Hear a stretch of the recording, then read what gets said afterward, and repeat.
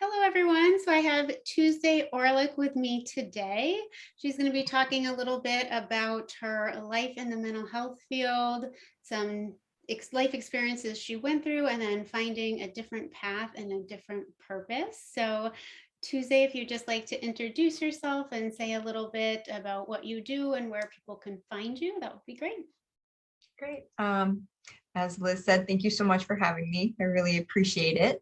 Absolutely. My name's Tuesday Orluk, and I've been in business for about 10 years now. I have a background in I'm a Reiki master. I have a background in nutrition. I'm aromatherapist certified. I also do hypnosis work along with I'm a licensed drugless practitioner. So it means because I do nutrition, I can prescribe certain vitamin regimens that people may need for their body. But my main goal is to work with each individual at where they're at and try to figure out what's really going on with them. So a lot of times I feel like people who come to me, they've kind of hit a roadblock in their health or in different aspects of their life. So they come looking for some answers, and I try my best to help guide them and see what we can develop together as a plan. Wonderful. And it sounds like your business is Black Feather Healing Center. Is that correct? Yes, I apologize. I'm Black Feather Healing Center. I'm in Hampton, New Hampshire. So my website is blackfeatherhealingcenter.com. You can always email me at tuesdayorluk.com, and it's ORLUK. And so those are the best ways to reach me. And I do have a Facebook page. It's Black Feather Healing Center. Great. All right. So tell me where your journey first began, just in the working world, what you were doing, what you were really called to in your younger years, just getting out of school. So after college, I actually wanted to travel. So I was a flight attendant for a short amount of time. And then after that, I knew my main goal was always to work with people. I've always had a calling to want to work with people. So I went to work for a program called the Key Program, which then put me in an office in Haverhill, Massachusetts. So I worked with the Department of Children and Family Services in Haverhill, Lawrence, and Lowell. I skipped around between those, working with children who had been abused and neglected. And after my first daughter was born, I left the department and started working with the Haverhill Violence Coalition. I was the director for them, and our goal was to help take kids out of gangs and teach them different alternatives and work with teenagers in school about healthy relationships and other choices that were better for them than choosing gangs or unhealthy relationships. But then things changed suddenly. My second daughter was coming about, and I thought I would go back to that line of work. But when she was born with severe health issues. So I instantly knew that I couldn't go back to work at all, because she was born, she stayed her first full 2 months in the hospital. And so I was there the entire time with her. And then once she came home, she would be home only for like a week to 2 weeks at a time, every month for the first year of her life, until they just didn't know what was wrong. She was born, she had a disease in her blood when she was born. And then she was diagnosed with many other diagnoses that all ended up just having medication after medication placed upon her for the first 4.5 years of her life, to the point where, I mean, she's a 4.5 age little girl. She's swollen. She's kind of miserable. And we were very thankful that one of our many times, because we would end up into the emergency room pretty much every month for her to be put on IVs. We had a doctor at the Portsmouth Hospital who finally was like, I don't know what's going on, but whatever is happening with your child, the medication she's on, it's just not working. Right. So he actually referred us to the Mayo Clinic in Minnesota. And once they got the referral and looked at her chart and records, we got called to come out there immediately. And we went out there and she was diagnosed with a rare disease and some allergies. And we found out that 3 of the 5 medications she was on, she was actually allergic to, and were causing her more harm than good. So can you speak a little bit to just what that medical journey and personal journey was like for you, and how you navigated through that? It was overwhelming at first. It was just because it was constant, doctor after doctor, specialist after specialist. And so I told my husband, I'm like, I've got to get a grip on like what these people are talking about. So I actually went back to college and started taking courses on anatomy and physiology, microbiology, like just to try to understand some of the stuff they were talking about within the human body. So that's what gave me my nutrition degree, because I was trying to figure out what was happening in her body and understand the terms they were using. So that led me back to there. But I ended up just, after we went to the Mayo Clinic and we got her diagnoses, and then they put her on a different prescription. We came back and she was still struggling. And so I was like, you know what? I'm like, I'm going to go back to my roots. My family has roots that are Native American. My mom has always been very firm about, you can get so much from the earth around you that you should connect with that. Try to find someone who can help you connect with herbal supplements or oils or anything. So I did. I found a practitioner who did naturopathic work. We went to her and she started working with my daughter and introduced us to essential oils again and herbal supplements. And it took a year, slowly taking my daughter off the medication that the doctors had put her on. But within that year's time, her emergency room visits lessened and lessened. And then eventually within a year, she was completely off the pharmaceuticals and just on herbal supplements and essential oils. And she was getting Reiki also. And it changed her life. So What did you notice from her getting the Reiki? at first, she was always in a lot of pain, because it would start with her stomach, and then she would have these, what they call, it was like a cyclical flare. So every 3 weeks, her body would basically try to attack itself. So she would get swollen lymph nodes, rash on the body. Her stomach would turn like to a rock, like you couldn't even bend her because she was in so much pain. And she would spike a fever of anywhere from 102 to 103. And we noticed once she started doing the Reiki and stuff like that, that the cycles were lessening, or when she did have them, they weren't as severe. The pain wasn't as severe.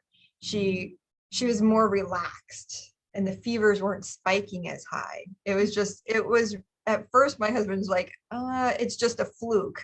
And I'm like, no, it's working. So how do you explain that to somebody who doesn't understand Reiki, where they're like, it's just a coincidence or it's a fluke? How do you explain it to someone who doesn't really get what energy healing is?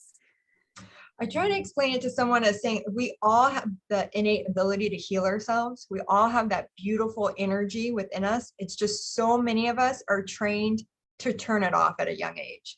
As we are with our intuition, we're told, oh, just ignore that's not what that is. Or, you shouldn't feel that way. When someone tells you how you should feel, it's like telling a little kid, oh, you shouldn't feel that way. You should feel happy. And you're dampening down that energy. You're dampening down that intuition of your own body. So it's reawakening that, getting the body to flow and awaken and understand what it is. So it's basically connecting the mind and body again, just helping them to be friends, become that beautiful connection that we're born with, that we so often detach from. Got it. Wonderfully said. So what would you want to say to other moms or dads or guardians with young children, or even adults that are really, really struggling with health issues? What would be some advice or suggestions that you might have for them?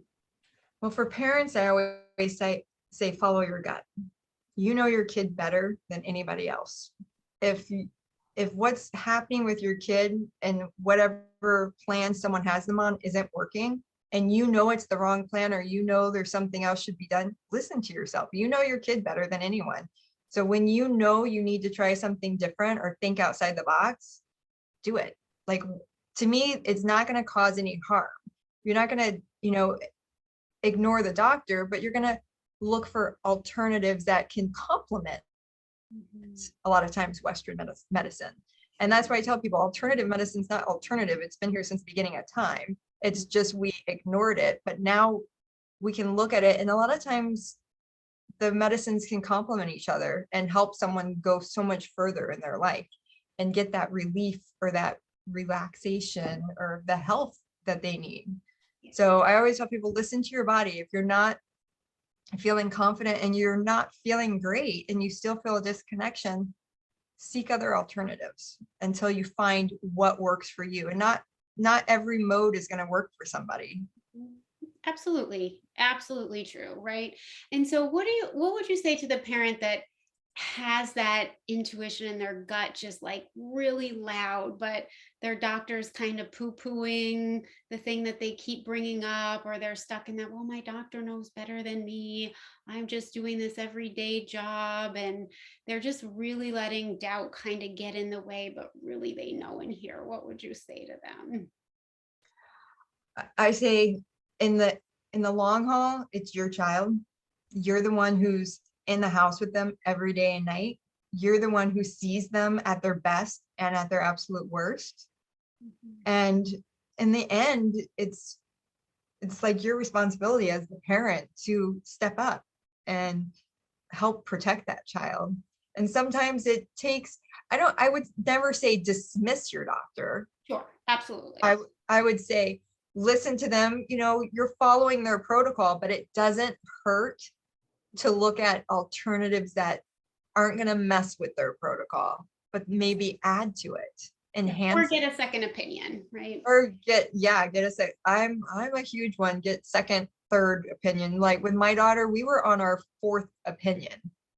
So it wasn't like we settled with the first. We'd hit every doctor from Boston Children's to Dartmouth Hitchcock, you name it. And all of them had her locked in this little square that they believed what she had. And all of them believed like this report, well, this came back, so this has got to be what she has. So we'll just add this medication. But that is not what she had. She didn't have the diagnosis. They determined her what she had, a rare disease, but they didn't want to look past what they saw on a piece of paper. So when you were at the third opinion, right, and you were like, maybe a fourth opinion, how did you do that? What in your mind and body was like, no, one more? I I think just pure frustration and the fact that I was like, I just knew something was wrong. I'm like, there's no way a little kid should be on this much medication. I mean, 5 medications 5 times a day. And some of them had to be refrigerated. So trying to plan that out around anything was almost impossible. So I was like, this can't be her life. Like this, she wasn't put here. She didn't fight so hard to be here to be stuck in this. Yeah. So And how I'm like, blessed is she to have you as a mom who went back to school, who didn't give up, who kept pushing doctors, and then went and educated yourself on all these wonderful healing tools, and your mom and her grandma. Look, what a blessing you have been for your child. So thank tell you. me, what was the biggest lesson you really learned in that? Biggest lesson is definitely follow your gut, follow your intuition, whether you want to call it your mother's intuition, whether people want to call it their spidey sense, whatever you want to call it, like Mm. follow it. It's there. Yeah. You've got the ability to know it. And it's, as I said, our bodies are amazing things. Mhm. There's so much here on this earth and that we've been given that we can improve ourselves, improve our surroundings, and help our body. It's just whether or not we take the time to do it, and don't rely on a magic pill. Yeah. Okay. Awesome. So you spoke a little bit about Reiki and how that was helpful, but you also mentioned aromatherapy and hypnosis and maybe some other things. And so what did you notice some of those benefits to be? For my daughter or just in general? Both you, your daughter, other people that you've known. Well, the aromatherapy I find beneficial for her, for myself, and for many clients, just because it, again, it takes essential oils, and not one oil is going to work for every person the same way. Mhm. Essential oils have so many different varieties and fit under these different umbrellas. So it really takes mixing and blending to what works for that person and what connects with their body and their energy. But they're able to help you basically kind of turn around your medicine cabinet instead of like going to the drugstore. There's so many natural alternatives for relaxation, for digestive health, for just healing, wound care, inflammation, that can be used naturally, and you don't have all these lists of side effects that can be caused by, you take this but now you got to take this because of that.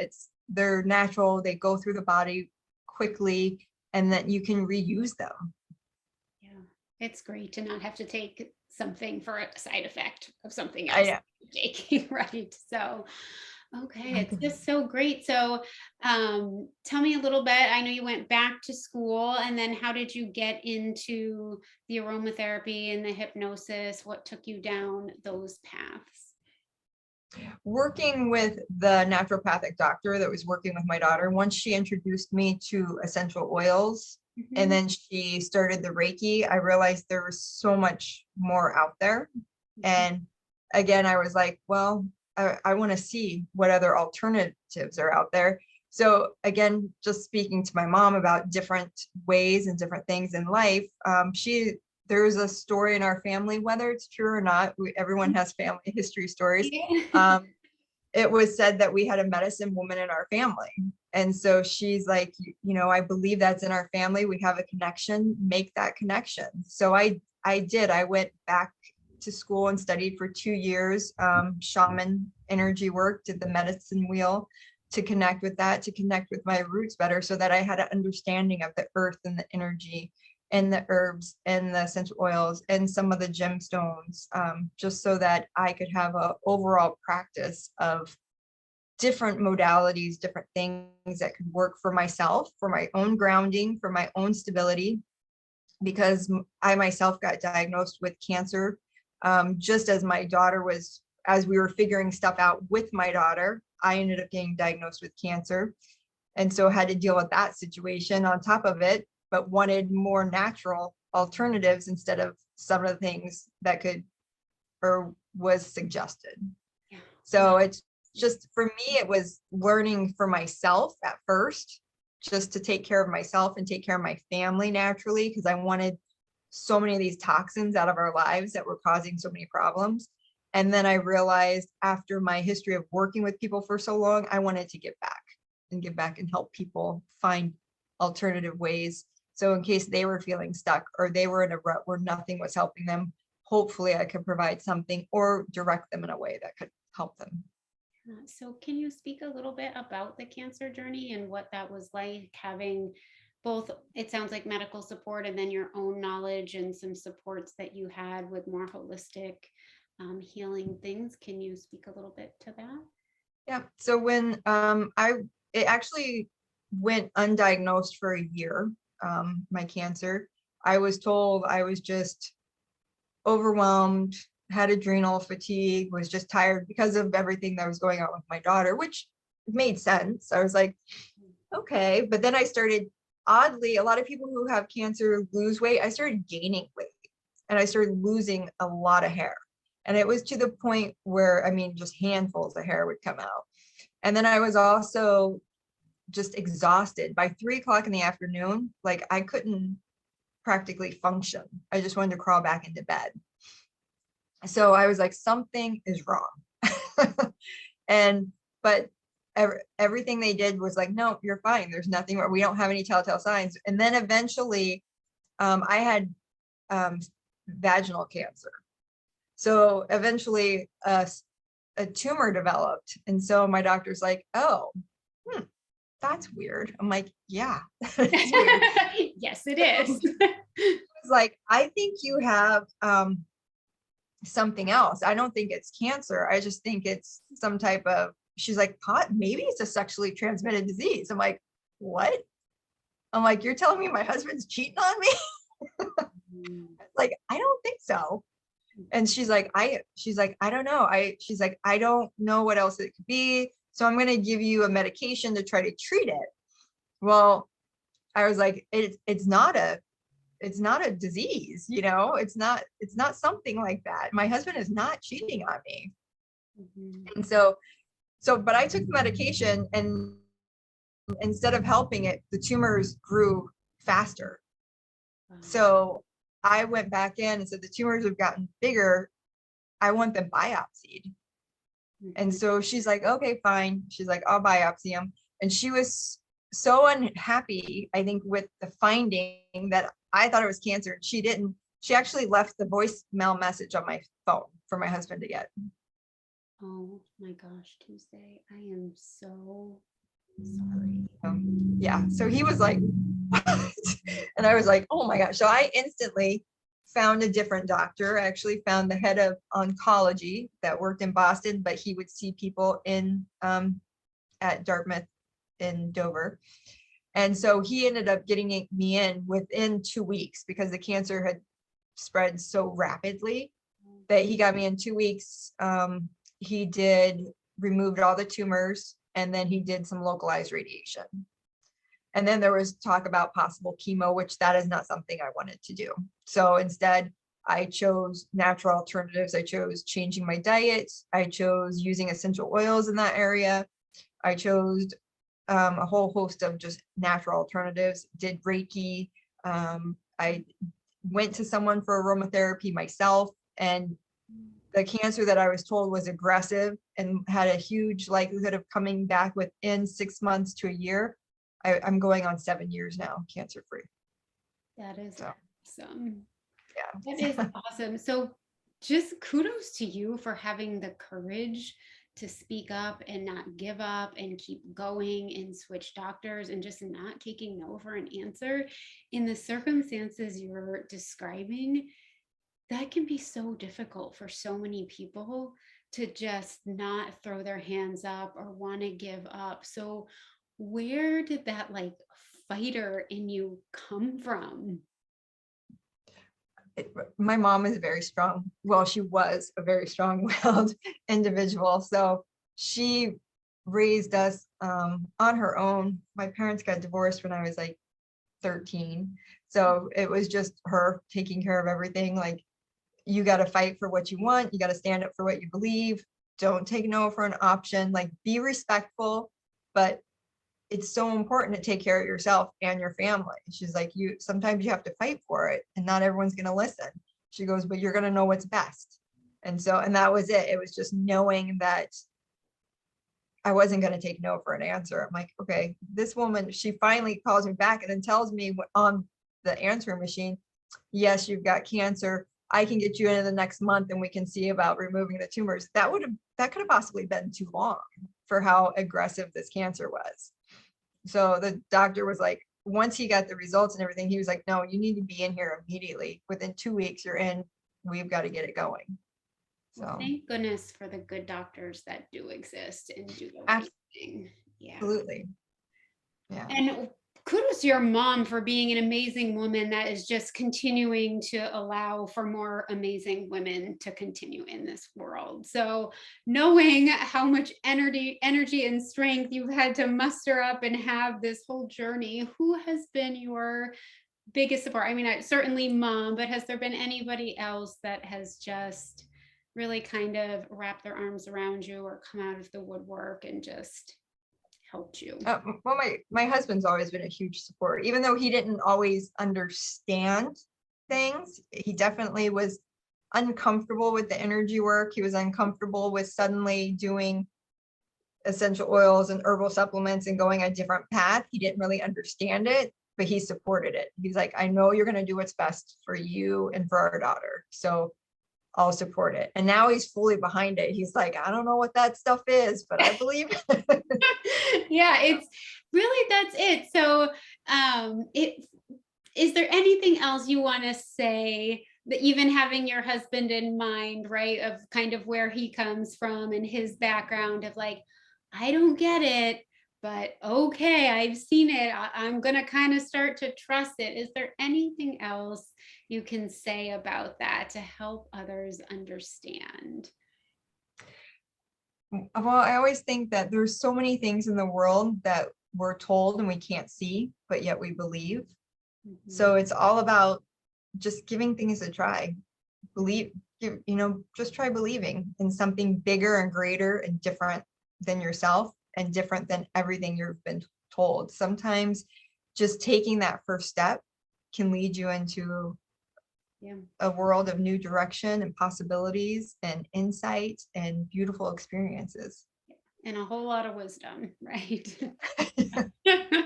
And so what has this shift like been for you, coming from DCYF and doing all the kind of work that you had originally stated to this place that you're in now? Like how did you see yourself then? How do you see yourself now? And what did that transition really feel like internally for you?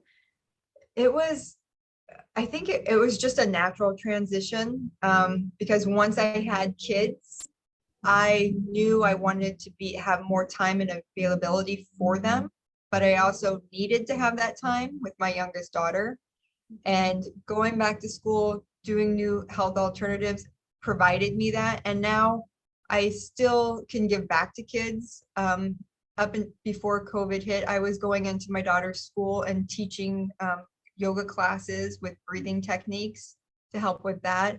I still on occasion work with a girls center in our town to work with them on breathing techniques, teaching them about health alternatives instead of some of the things that they've been exposed to. So it's still, I think in a lot of ways, it's like I'm not doing the work with DCYF, but it still sometimes finds its way into my life. Mhm. And I'm happy to be able to provide direction or assistance or any type of guidance for anyone like that.